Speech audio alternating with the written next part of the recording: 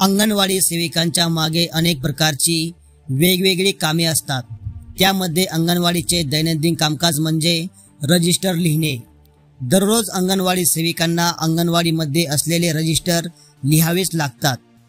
जर अंगणवाडी सेविकांनी आपले रजिस्टर लिहिले नाही तर त्यांचे रेकॉर्ड अपूर्ण राहते।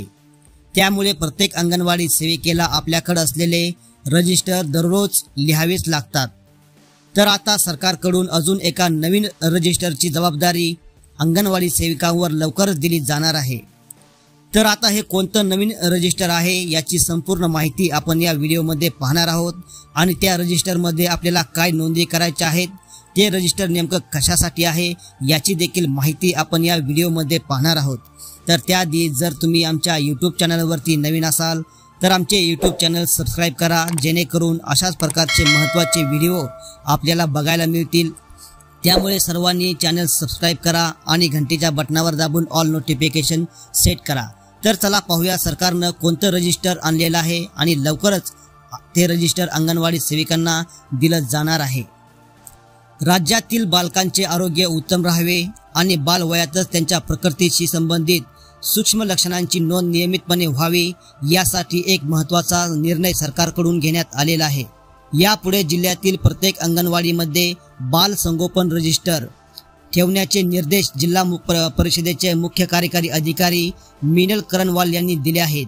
तर ही बातमी आहे जळगाव जिल्ह्यातील बातमी आहे। जळगाव जिल्ह्याच्या जे मुख्य कार्यकारी अधिकारी आहेत मिनल करणवाल यांनी हे निर्देश दिलेले आहेत। त्यांच्याकडून ही सूचना आलेली आहे। प्रत्येक अंगणवाडीमध्ये बाल संगोपन रजिस्टर ठेवण्याचे निर्देश या ठिकाणी देण्यात आलेले आहेत।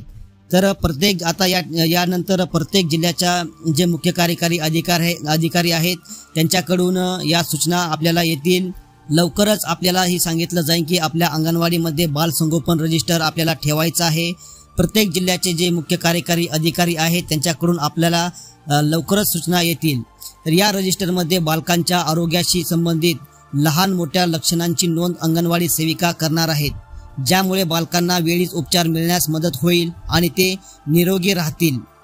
जळगाव जिल्ह्यामध्ये एकूण 3436 अंगणवाड्या कार्यरत आहेत।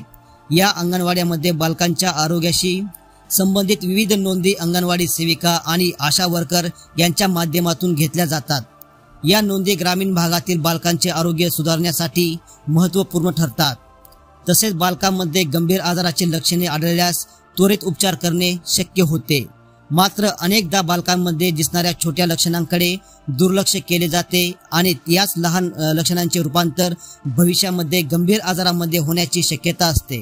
या गंभीर बाबी लक्षात घेऊन बालकांमधील आरोग्याशी संबंधित विविध लक्षणांची वेळीच निदान व्हावे आणि त्यांच्या आरोग्यासंदर्भात भविष्यामध्ये उद्भवणाऱ्या समस्यांना प्रतिबंध घालता यावा यासाठी आता प्रत्येक अंगणवाडीमध्ये बाल संगोपन रजिस्टर ठेवले जाणार आहे।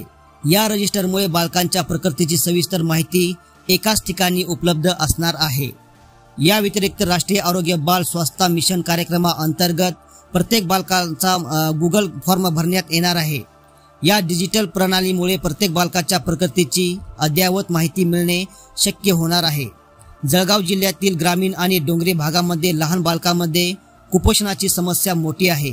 बाल संगोपन रजिस्टर आणि गुगल फॉर्मच्या माध्यमातून लहान वयापासूनच बालकांच्या प्रकृती संबंधी सर्व माहिती संकलित केली जाईल, ज्यामुळे कुपोषणाची लक्षणे दिसणाऱ्या बालकांवर तातडीने उपचार करणे अधिक सोपे होईल, असा विश्वास प्रशासनाने व्यक्त केला आहे।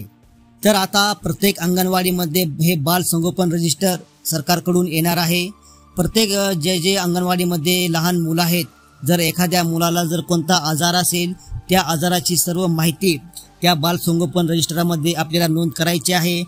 एखाद्या मुलाला जर कोणते आजार आहेत, त्याला कोणकोणते लक्षणे म्हणजे त्याच्यामध्ये आजार दिसून आलेत, त्याची प्रत्येक आजाराची नोंद त्या रजिस्टरमध्ये आपल्याला करायची आहे, जेणेकरून त्या मुलाला वेळेवर आणि लवकर आणि त्याला जे उपचार त्याला करता येतील त्याच्यावरती जे उपचार करता येतील त्यामुळे त्या रजिस्टरमुळे शक्य होणार आहे।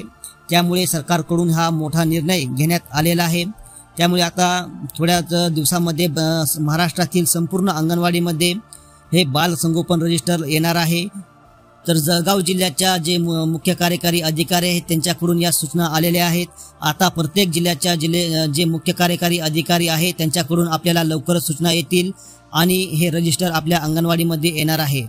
तर हा अत्यंत महत्त्वाचा व्हिडिओ आहे। जास्तीत जास्त शेअर करा। प्रत्येक अंगणवाडी सेविकांपर्यंत हा व्हिडिओ गेला पाहिजे, म्हणजे याची माहिती सर्वांना मिळणार आहे। आणि असेच महत्त्वाचे व्हिडिओ पाहण्यासाठी आमचे YouTube चॅनल सबस्क्राइब करा व घंटीच्या बटनावर दाबून ऑल नोटिफिकेशन सेट करा। धन्यवाद।